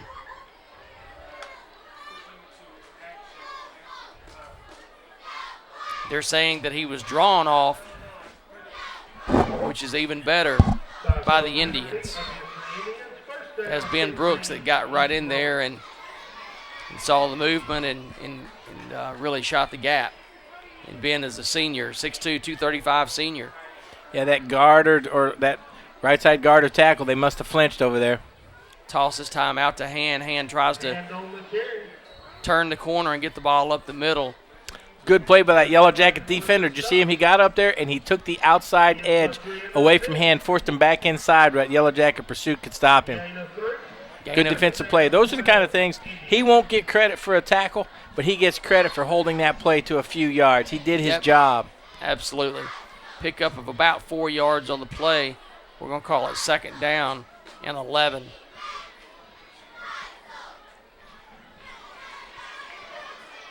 So East Robertson, this is their second opportunity with the football in the second half. Really running a lot of clock. Rolling out to the right side, number 12, their quarterback's going nowhere, and it looked like Hand was trying to jerk the ball out of number 12's arms to get it and say, hey, let me have the ball. But Zach Endovezo, the backup quarterback, just wasn't going to give him the ball, and rightfully so. If he would have tried to do anything creative right there, that ball would have been on the ground or would have been in the end zone for the Yellow Jackets. They were all over that play. And you're right. They blew that play up from the beginning. That play wasn't going anywhere. The quarterback might as well just stop taking a knee. Third down, 15 yards to go. 35-yard line. Endovezo staying in as quarterback. And this time we have a timeout called by East Robertson with 3:55 left here in the third quarter. Ball on the 35-yard line. East Robertson, the visiting team, trailing 28-0. And while we have a little bit of time, let's give the Fairview High School media team their due. The students running the show tonight, you have Tyler Tuttle, Thor Fristrom, Jake Cashin. Jake Cashin is actually handling all the sound for everyone here in the second half. So pat on the back for him for getting this sound out there. Justin Donmoyer, Ian Driscoll, Hunter Gullidge, Caleb Kelly, Ross Belvin, Mitch Weimer, also helping out for the media team. Calling the game tonight's myself, Kevin Anderson, the one that has little voice left, easily to distinguish between the nice, smooth-sounding Tim French. And then producing tonight's game, as always, is Bob King. Kevin, I don't know. You've got back that to throw, southern. and he's hit. Going up. Looks like there's a potential interception, and it is. Ball picked off down inside the 10-yard line. Brought back out to about the 7-yard line. But a turnover on the play. Yellow Jackets. See the difference in that pass, Kevin? The quarterback threw the ball down the field inside. Hunter Branch had inside position. He picks it off. What our quarterback, Mr. Ramey, has done tonight, he sees that the defensive back has the inside position. He throws the ball on the outside shoulder and a little bit short, and he lets the offensive player have an opportunity to make a play. And that's the difference in those kind of plays. You got a quarterback who knows where to put the ball based on where the defender's positioned. Well, the thing you don't want to see right now, it looks like maybe you've got some cramps. You've got a hot night, and looks like Hunter Branch is staying on the ground, and they're doing the cramp move with the leg. Was that a couple years ago? We had referee mandated timeout so that we could get the players to get water. Remember that? I think it was a couple years ago. I know it was maybe 3 years ago because it was extremely hot. And that's back when we, in August, I think, hit like 16 days in a row of 100-plus temperature.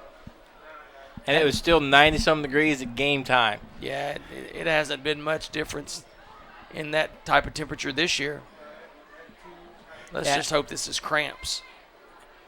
It seems to be the way they're it's hard to tell from here, but it looks like they're pushing that foot back, which is typically a sign of cramps. Oh, we got a player right here in the middle of the field, too. Looks like we got one for East Robertson on the and I was looking at the Fairview player. 37 and Hunter down there that made the interception. getting up and looking like a cramp walk. Yeah. Wow, and we've all probably had them where we get out of bed or get up off of a chair or something and we get that cramp in the bottom part of our leg or in our foot. Those things hurt. Yeah, that golf ball in your calf. Yes, no doubt about it. Or it feels like the arch of your foot is going the wrong way. There's nothing more uncomfortable than those two things. Well, when I play golf, my golf ball goes the wrong way anyway, so that's just normal. I've hit myself in the calf with a golf ball. Try that one time. I can't hit it that far. Coming off the field this time is number 22, and we're either going to have a timeout, which is what we've got, or we would have had too many men in the huddle, half the distance penalty, so we call a timeout. That's our second timeout of the second half. Well, the way the game's going, I don't think we're going to be, barring something unforeseen, I don't think we're going to need to have a timeout in our back pocket. It's amazing how halves are so much different from one to the other. It is, and this half, it's almost subdued. The crowd's quieter. East Robertson has controlled the clock a lot, but they're not getting any points, which is just playing right into the hands of the Yellow Jackets. When you're down this far, Kevin, you got to start running reverses and inside counter trays and flanker screens, inside flanker screens, and you're just not seeing that from the East Robertson Indians. Last year they had that big play capability. Yes, they did. It was a track meet. They were going outside. Maybe this is a younger team for the coach. It must be a younger team. Just looking at the number of nines that's sitting out there in their running back / defensive back number set, there is a lot of freshmen on the team. Two guys bring down Tidwell on the play. It's going to be a gain of nothing on the play, maybe even a loss of one. Loss of one, 2nd and 11. You know, Kevin, I'm getting a little ahead of myself. By the end of the game, I sure hope we can get an update on Levi. I know he took a shot and he had his gear off, and I'd just like to know if that's just something he's going to come back from, and I hope he's okay. Talking with one of the coaches when I walked down to the concession at halftime, they hope to get him back next week. Oh, good. And, of course, this is being heard on a Tuesday or Wednesday night, and by the time you hear me say that, you already know whether I'm wrong or not. And I hope that I'm right with him being back next week. Yeah, me too. I saw him in the first half. He has gear off, and he had his leg up on his helmet, and he had the big ice pack on it. So I'm hoping it's like you said, he took a shot on the knee, and it's a bruise or something. Back to throw the ball. Franklin, he juggles it. Looks like I thought he caught the ball on the second attempt there, but they're saying that he was out of bounds when he did make the catch. But that was pretty darn close right there. Good throw. And unfortunately for the Yellow Jackets, when he did make the catch, he was out of bounds. Hung with it, though. You like to see that. You know, he bobbled it, but he hung with it. He didn't give up on it, and he caught it. So Yellow Jackets with 4th down and 7 yards to go. 2:12 left here in the third quarter. Punting from the end zone. Good snap back. But we have movement. I think it was Tidwell. I didn't see anybody inside move, did you? I just saw the outside, so looks like motion on the Yellow Jackets. Half the distance to the goal. I was counting the time on that snap, and that was a nice snap. Yes, it was. Nice. You know, it was right at a second. Bell back to receive the punt. Ball hits down at the 40 and jumps right out of bounds and goes out at the 42, spotted at the 41-yard line. Number 32 for East Robertson. If this game is tight, he blocks that. He came in, nobody touched him. A little bit of effort, one more step, he could have blocked that punt. His team's down 28-0. He's going in there, but he just doesn't have that edge he would have if this was a close ball game. Those are the kind of things that happen when you're down 28-0. Did he stop running to the ball? He stopped running to the ball. He didn't know the punter was left-footed. He'd have been right there. Yeah, you definitely had a better window view than I did at that point.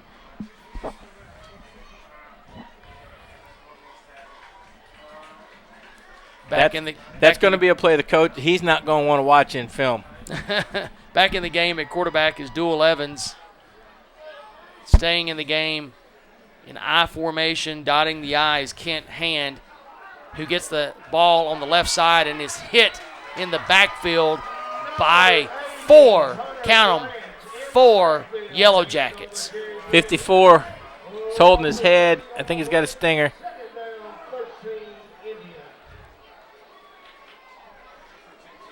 Yeah, he took. Loss of 3 on the play. It's going to be second down, 13 yards to go. Ball spotted at the 44-yard line. Yellow Jackets with at least one of the referees players are looking at him to see if he's okay. Injured. Yeah. I don't think the coaches know he took that kind of shot. He's down there on both knees. I hope he's okay. Second and 13, I formation again, back to throw the football. They get it down the field, and it was a really great attempt at interception that time. The Indians pass broke up by number 21, Nick Harvey. And that pass was broken up by, who was that, Tim? Was that Harvey? Yeah, number 21, Nick Harvey, and 54 is back in the game. So third down now, 13 yards to go. Ball spotted right at the 44-yard line.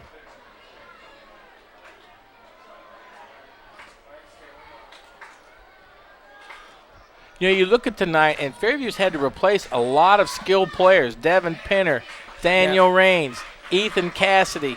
And, boy, they have really rebounded. They've got some great skilled players out there tonight. Yes, I mean, this team, hit in the backfield, takes the quarterback down. That's our man. Loss. That's our man, Kevin Chapdelaine out there. Chapdelaine in there. You know, he's got so much power in those thighs and upper body, and he's just low to the ground, and they just can't get their hands on him. That was right. I tell you, if he would have not pulled that ball back right there, you're looking at 6 going the other way just because Jacob busted his tail to get in there. Good snap back this time and a good spiral kick down the field, picked up by Tidwell. Tidwell breaks one tackle, gets on the outside. He has 2 men to beat. He's past the first one. The second gentleman brings him down, though. But Tidwell says, kick it to me. I'll take it. And he does. He takes it down to the 34-yard line. First down 10 for the Yellow Jackets. Nice play. Broke tackles. I thought he was down up here, and he kept those feet moving, breaks it outside. And number 20 had the speed and the strength to bring him down on the sidelines. So the Yellow Jackets now with a bevy of players in the game.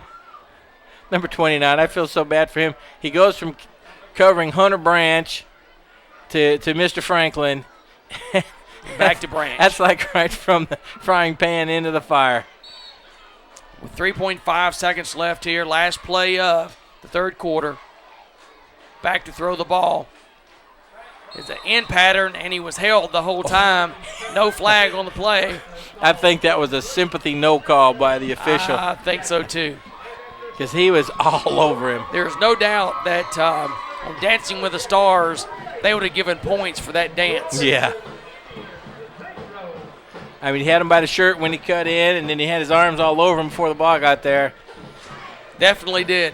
Well, at the end of 3 quarters, Tim, you have the homestanding Fairview High School Yellow Jackets 28 and the visiting Indians nothing. Dominating performance by the Yellow Jackets, Kevin. You know, and I keep harping on this. East Robertson is a solid football team. They are. They really are a good team. And the Jackets have just taken it to them. You know, you've got to give the credit where credit's due. The Jackets, they were well coached, they were well prepared, and they've executed tonight.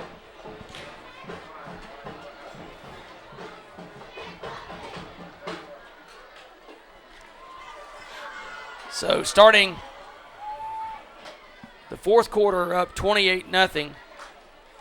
Yellow Jackets come out, have the ball inside the 35-yard line, second down, 10 yards to go. You know, Kevin, I've just got an analogy. This is like watching the SEC, the Jackets, play a Big Ten team. That's pretty accurate. I thought you was going to use a Vandy analogy. Down the field, the ball tipped at the last minute, knocked away that time. We almost saw another passing touchdown. Ryan Skeens had the ball knocked out of his hands literally at the last minute. Oh, man. Number 22 is taking a big, deep sigh of relief. He got just enough of that ball. I think they may try something like that again. I'm not sure. Handoff this time goes around the end. There's a little bit of space. Oh, what a move to get down into that space. I think it's going to be a little close on the first down, but I'm going to tell you what, he turned maybe a 1-yard gain into an 9-yard gain. He was scooting.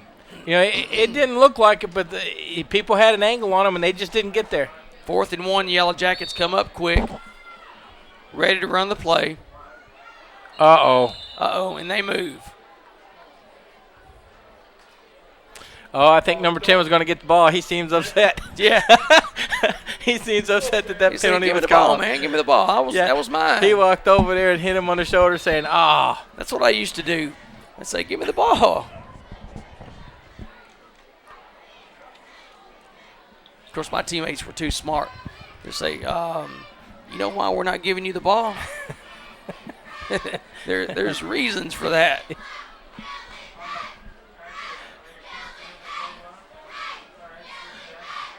Fourth down. Good 6 pickup yards of to a go. bad snap.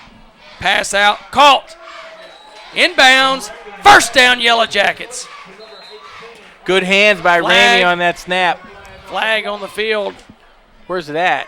It's spotted at the 27-yard line.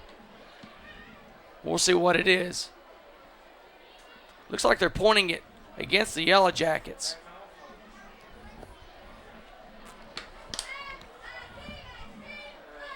Ineligible downfield. Ineligible man downfield. So another penalty, which is something that Coach brought up at halftime, that if they could control the penalties a little bit, he'd be a lot happier. But I think most of their penalties are on one play. Yeah.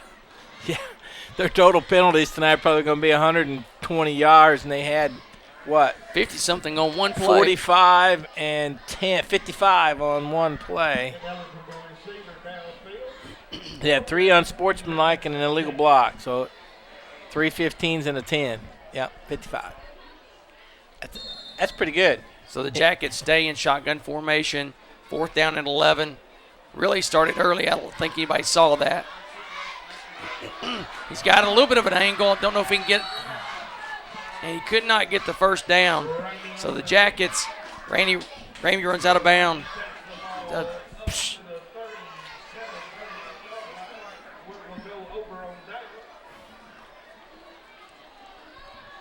I'm not sure that Ramey had an angle to get that first down. He had a little bit of an angle, I thought, at first. He'd had to plant that foot and cut back inside. And being a sophomore quarterback, I just don't think they want him doing that. He's throwing the ball so well, and he's leading that offense.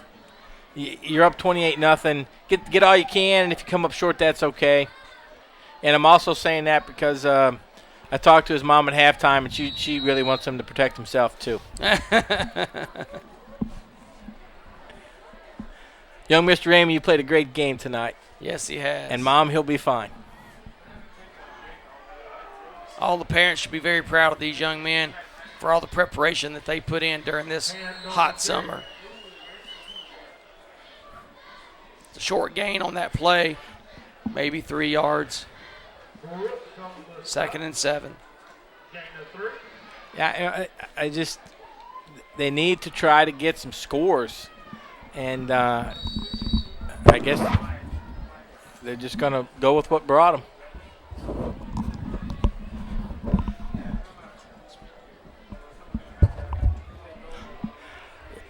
Yeah, here they come on offense. They're still in that power I, tight formation, and Yellow Jackets have 7 men within 2 yards of the line of scrimmage. And there's just that Yellow Jacket defense just swarming, stopping the East Robertson Indians. 3rd and 6, 9 minutes, 40 left. They've got to do something quick. I don't, they need to split this field, go wide, start throwing the ball around a little bit, and they're just not doing it, Kevin. It looks like they're happy at this point just to get a few yards every now and then. I think they realize they're totally outmatched at this point. Hand gets on the outside, can't get the first down. Initially hit by number 14 by the Yellow Jackets, and then finished off. Was that Cavender that finished him off? Yeah, it was number 20. He came over, made sure he wasn't getting anything additional. So, Mr. Hands played hard, but they've got to get him in a position in space where if he makes one person miss, he can get down the field. And this offense, look, they're coming up. 2 tight ends, power I. Unless they're going to blow some people off the ball and spring him at the line of scrimmage, it's just not there. Well, they did get the first down this time out to midfield. It's going to be 1st down 10. And the player before, I didn't get his name out there. Ryan Skeens was the one that got the first hand on Hand, but before Cavender brought him down.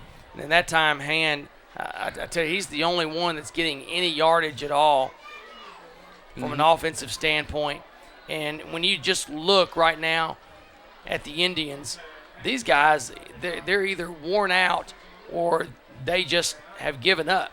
Well, they've got players going both ways, and chasing a fast team like the Jackets, and it's not that the Jackets are just fast.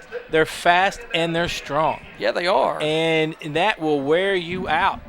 Those linemen, a couple times they've gotten in there just close to Ramey, and Ramey's got the ball off and he's got it outside, and they're down the field. And their linebackers are running all over. Guess what? Those linebackers just happen to be some of the people in the backfield or their tight ends. They're going to get tired. Pick up 3 yards that time. 2nd down 7. Handoff again to Hand. Hand tries to squirm his way through the line, tries to pick a spot, but he's like, man, there's no spot. Yeah, that play was obviously coming to the right side between the tackle and in. There was nothing there. He was trying to look back to see if a seam was opening up, and there just wasn't. Yellow Jacket defenders playing their gaps very well, and those linebackers staying home, putting the wood on them, stopping them for just a little gain. And we're down to 7 minutes in the ball game. East Robertson has to understand. They're down 28-0, 7 minutes. Right now, I think they're just trying to take one down, maybe get a score by the end of the game and not get shut out. Yeah, that's got to be it. Hand gets the ball again. Fumble on the play. Ball picked up by the Yellow Jackets. It's going to go the distance. Yes, it is. Touchdown, Tidwell. Tidwell strips the ball, picks it up, takes it into the end zone for a touchdown. 34-0 Yellow Jackets. 6:52 left here in the football game. Now the extra point upcoming. And the good thing about the Yellow Jackets tonight playing in this heat is next week, in reality, you don't have to try to get your injuries healed. You have an open week. I was looking at the schedule. I thought that they did have an open week, and they do, so you've got an extra week to get all of your healthy out on the field. Mr. Hand, that was a second effort fumble. It was. Kick up and away, and it's good. One thing tonight that we are seeing on the point afters by Nathan Green, they're not going through with the same intensity as we have had in the past as far as flying 50, 60 yards past the field goals. but these things are going right down the center pike of these field goal, of these uprights. And that's good to see, because that's, as you know, Tim, and as we've seen many a times, these point afters are key. Right. And to use another golf analogy, it's like a senior golfer. He's not blasting the ball 300 yards down the field, but he's 200 yards straight down the middle every time. Accuracy counts. Accuracy is big. That's why my kids wonder why they still can't beat Dad in golf, even though they're hitting the ball 300 and something yards. It's down the middle that counts. That's right. You hit it 300 and you're in the rough. And you know why I'm saying that? Because they don't get the broadcast. Oh. So somebody would actually have to tell them I said that. So Kyle and Brandon won't hear this. That's correct. I'll have to tell Bethany so she can let them know on Facebook. Ball kicked away. Out of the end zone. It's into the end zone for a touchback. The Yellow Jackets, with that last effort play by Tidwell, has awakened the crowd. And I tell you, that was some effort. Yeah, that was interesting. He missed it the first time, went back for it and got it. Sure did. And what was really good is there was a couple other players around it, and they let him come back and get it. Everybody was fighting for it, and the bounce came back to him. Yep. I think they just wanted him to get it. You know that the night is kind of yours at that point when that kind of a play bounces right back to you. Not that the effort. Number 3's out. You've got some subs in the game now. You've got number 15 in the game on defense. And we'll try to get these names called as quick as we can. Cavender takes hand down for about a 4-yard loss. I don't think that's hand back there. I think he's out. Number 9. That was Chris Daly that time that took that punishment. 4-yard loss. We're going to see some players come out on the field that haven't been in yet. And we'll try to catch their numbers and names for the Yellow Jackets as best we can. Tim, if you can help me out here, we'll get all these names called and give these guys their due, because every one of them fought and worked their tails off during the summer in the heat. And we'll try to get every one of them, get everybody's recognition for being on the field. All right, right now you got Hare, number 43, number 66 is out there. Number 66 was Jacob Buttrey, was in the game a little earlier. And we've still got number 15 is out there. 15 is Michael Bingle. He's a junior, 5'11". And I think I saw number 88. 88 just got in the backfield that time and almost brought number 9 down when he got the handoff, matter of fact. Chapdelaine gets back there again. That was Cooper Stevenson, sophomore, 6'3", 210. Yeah, I remember him from last year. Yeah, and he's got a little room to put some meat on at the 6'3" frame. Number 60's coming in. 60 in for Chapdelaine. Chapdelaine with a touchdown run tonight and numerous other stars. I'm going to tell you, his helmet may be full after one night. Yeah, he's had a very good defensive ball game tonight. Plus a score. That's not a bad evening for a young man. No, not at all. Handoff to the right side. Hit and hit again and brought down. Okay, we got number 98 coming in. Well short. So looks like we're going to go to 4th down and a bunch to try to kick the ball away. Yeah. Did you get number 98? He just came in. I didn't. 32 is Garrett Wall we've seen in. And number 98 is John Peden. He's a senior, 6'2", 220. Whew. That's a big boy.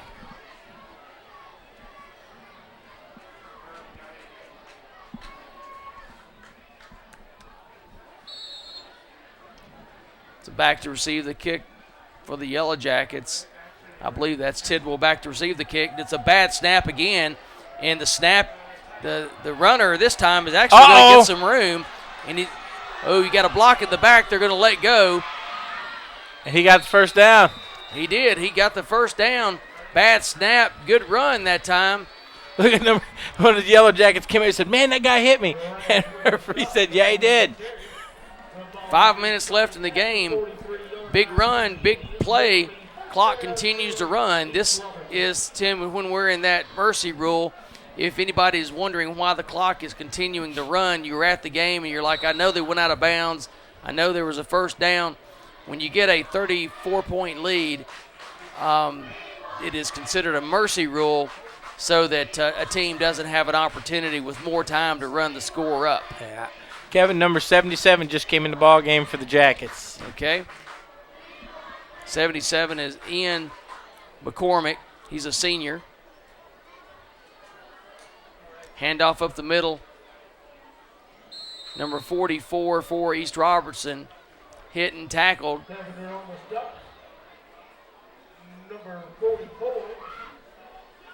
Number 77 on the stop there is Ian McCormick, it looked like. Yep, came in, got a tackle. Number 2. It's Joe Bach coming in the game, sophomore, 5'7". Oh, Bobby Bach's younger brother. Handoff this time to the second man through, which is number 20, which is one of their speedsters. Was not able to get outside that time. He was brought down by number 7, Eric Mangrum. Got the ball out past midfield, though, to the 49-yard line of the Yellow Jackets. In the Where Are They Now segment, Bobby Bach is up at Cumberland. I believe he's going to play ball for them this year. Good deal. Bobby did a good job with us. Luke Conrad also in the game for the Yellow Jackets, a junior.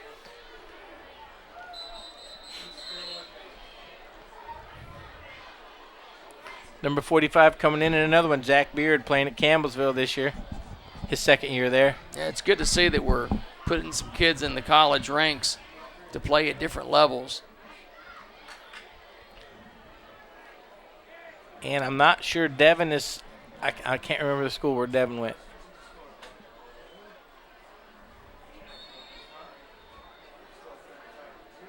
So third down, 2.5, 3 yards to go. Handoff up the middle, and he's going to be a little bit short unless he gets a really good spot on the play. A little bit short and a little bit sore. He took a shot.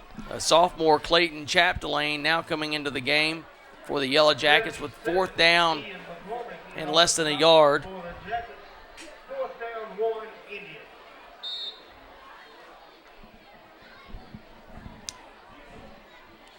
So the Indians right now.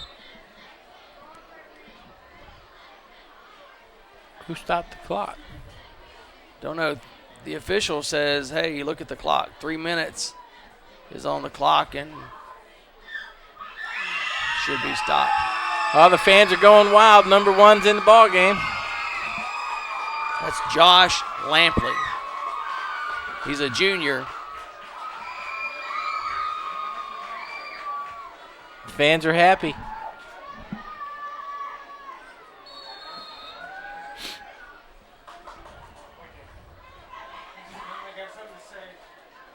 Handoff up the middle this time, and, man, it's going to be close to a first down, but I believe he got it. Mr. Hare was in on that tackle. Clay Hare busted through, and I mean in a big way he was in on that tackle. You know, and Clay, we got to know him a little bit extra special last year because he was up here helping do stats with his mom. And so we knew that he wanted to get out there on the field and show his stuff, and he's doing it tonight. Yeah, he brought his game tonight. Yes, he did. Handoff and this he's time. In on this tackle. There's a fumble, it looks like, or just a big scramble on the bottom of the pile. Yeah. Looked like a little bit of a scrum, rugby term. Nick Harvey back in the game, freshman. Also coming in the game with him is Hunter Shiver, freshman.